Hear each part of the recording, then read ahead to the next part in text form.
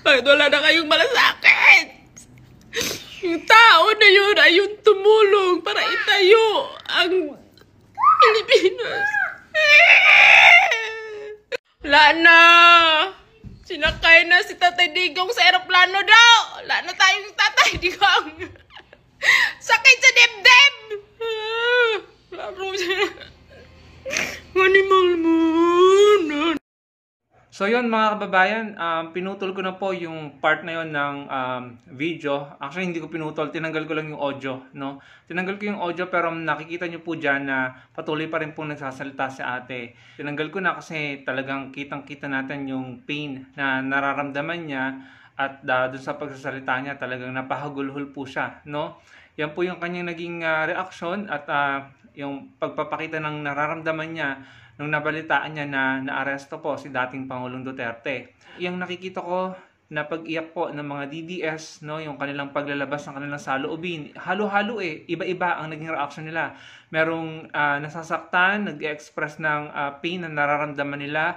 Meron din naman pong nagagalit at yung iba, may mga screenshots po ako na they choose violence sa pananalita at may pagbabanta pa. At handa silang, actually ayoko na lang sabihin dahil talagang violente po, no. So yun, iba-iba yung reaction, iba-iba yung naramdaman nila, galit, naiyak, and yung iba may sinasabing hindi rin maganda. Ang sa akin lang, maging maingat po tayo, no, sa pagsasalita sa social media, sa pagko-comment sa mga content ng ating mga kababayan. Yung iyak ni ate, sana wag kang ma-offend pag sinabi ko to, ay yan ay wala sa kalingkingan, no? Yung siguro yung sakit na nararamdaman ni ate ay wala sa kalingkingan ng naramdaman ng mga nanay, mga lola, mga anak, kapatid, kaibigan, especially yung mga nanay, no? Wala yan sa kalingkingan ng naramdaman nila nung nabalitaan nila na yung kanilang mga mahal sa buhay, asawa, kapatid, anak, nabalitaan nilang na biktima po or na nawala na dahil sa EGK at dahil sa vigilante killings, no? Dahil may mga di umano'y reward system at kota-kota system, allegedly. Alam mo, kung babalikan natin yung mga balitang nabalitaan natin dati, mga nanay na OFW na napilitang umuwi, nagmakaawa sa mga amo nila, humahalik sa isang nabasa ko na talagang sabi niya kailangan niyang humalik sa paa ng amo niya ng ilang beses para lamang payagan siyang makauwi para makita yung kanyang anak na nabiktima po ng EGK. Yung OFW ka, nagpapakapagod ka sa ibang bansa para sa pamilya mo, sa mga anak mo, pero mapipilitan ka umuwi dahil nabalitaan mo yung anak mo, asawa mo, kapatid mo ay wala na dahil sa EGK, summary execution or vigilante killings. Dadating sila dito, airport pa lang, humahagulhol na sila sa iyak. Kitang-kita mo yung sakit na naramdaman nila. Kahit hindi ikaw yung nasa posisyon nila, nararamdaman mo yung sakit na naramdaman nila. Because dadating sila sa bahay nila na malamig na bangkay na yung madadatnan nila. So ate, may karapatan kang maramdaman kung anong gusto mong maramdaman. Malungkot ka dahil sa nangyari kay dating Pangulong Duterte, karapatan mo yan. Pero gusto kong sabihin mga kababayan na mas masakit po ang naramdaman ng mga pamilya, magulang, nanay, tatay, lolo, lola, kapatid na nakita nila yung kanilang mga kamag-anak na wala na because of EGKs. No, mas masakit yun. Kasi yung mga kamag-anak nila wala na eh. Hindi nabigyan ng due process, hindi nabigyan ng pagkakataong ipagtanggol yung sarili nila sa hukuman, sa korte. No? On the other hand, si dating Pangulong Duterte ay buhay na buhay, maayos ang pag-aasikaso doon, maayos ang tutuluyan na detention, maayos, nakita naman natin sa social media, sa balita na maayos yung kalagayan niya doon at buhay at binibigyan siya ng pagkakataong magpaliwanag at ipagtanggol ang sarili niya.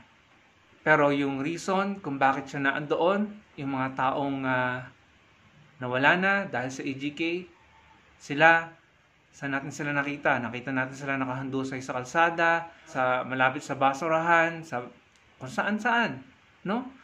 So, yun po ang sa akin lamang sa mga DDS, kung nasasaktan kayo, gusto ko pong sabihin sa inyo na mas masakit po yung naranasan ng mga pamilya, mga nanay, mga lola na nakita nila ang kanilang mga anak, mga apo na wala ng buhay because of EGK, because of disorganized war on drugs na eventually inamin na failure. And yung may akda ng polisiya na yon, ang dating Pangulong Duterte, mismong umamin na ang kasalanan niya ay EGK, no?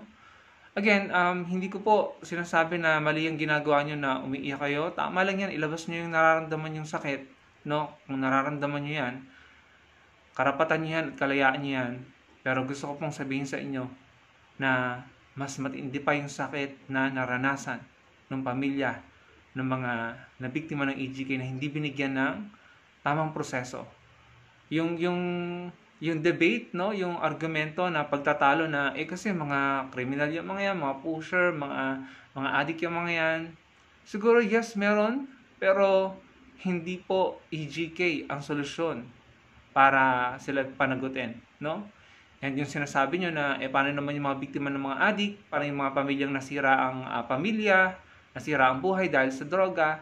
Well, alam nyo kasi ang daming factors kung bakit ang tao nalululong sa droga, and mahabang discussion ito, mahabang debate ito, no, kung pag-uusapan natin.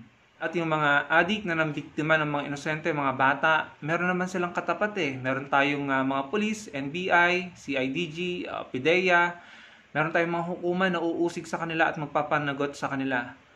Pero kasi ang issue ngayon, ang topic ngayon ay yung mga biktima ng EGK, mga alleged and suspected na mga tao na involved sa pinagbabawal na gamot or sa droga.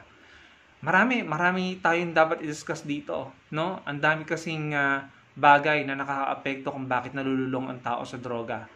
And last time I check, if I'm not mistaken, hindi naman talaga droga ang pinaka-reason kung bakit maraming kriminalidad. I think, if I'm not mistaken, poverty po talaga at saka alcohol ang pinaka-reason kung bakit maraming krimen, no? Hindi talaga droga And hindi rin patayan or pagpatay ang sagot para solusyonan ang problema sa droga. Kailangan i-address mo lahat ng problema. Yung mga social issues, poverty, yung low quality education, economy, yung mental health, yung ang dami, surroundings, society, maraming issue sa lipunan ang dapat i-address kung gusto mo talagang solusyonan ang problema sa droga. And dapat unahin yung mga big time at saka yung mga ugat at pinagmumulan talaga nito. Hindi yung mga street level, no?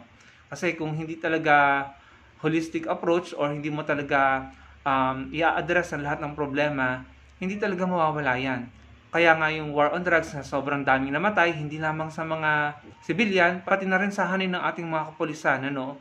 Na masakit din yon sa pamilya ng ating mga kapulisan na sila ay nawala ng kamag-anak. Sa hanin ng ating PNP, nalagasan sila sa PIDEA, CIDG, or kung anumang otoridad, no, na namatay din dahil sa war on drugs na yan, napahamak din sila. Masakit din po yun at dapat din po natin yung bigyan ng simpatya at atensyon, no? Hindi lamang po mga sibilyan ang dapat bigyan ng tinatawag na hustisya dito, pati yung mga matituno nating kapulisan na ginagawa ng maayos ang kanilang trabaho, na napahamak sa pagtugon ng kanilang duty bilang police, no? So dapat din pinag-uusapan din yon, no? Hindi lamang yung mga biktima ng EGK. So yung war on drugs ng dating administrasyon, failure po talaga. Admit it or not, alam ko masakit tanggapin mga DDS, pero failure po talaga dahil hindi naman po talaga nawala ang droga. Huwag niyo sabihin bumabalik, no? Huwag niyo sabihin bumabalik. In reality, hindi nawala. And yung mga international observers, hindi nila ito ginaya sa mga bansa nila. Hindi nila ito in-implement. Yung war on drugs ng Pinas, hindi nila in-implement sa kanilang bansa dahil failure po, hindi po matagumpay, no?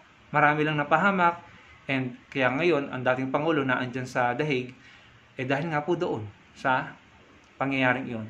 So yun lamang mga kababayan, maraming salamat sa panonood. Maging maingat po tayo sa pag-comment. Mas piliin natin maging mabuti at magalang sa ating pananalita, especially dito sa social media. Dahil hindi po natin alam kung ano pwede nating matrigger, no? And doon sa mga nabiktima po ng EGK, kami po ay ako nakikidalamhati ako sa inyo at nakikisimpatya.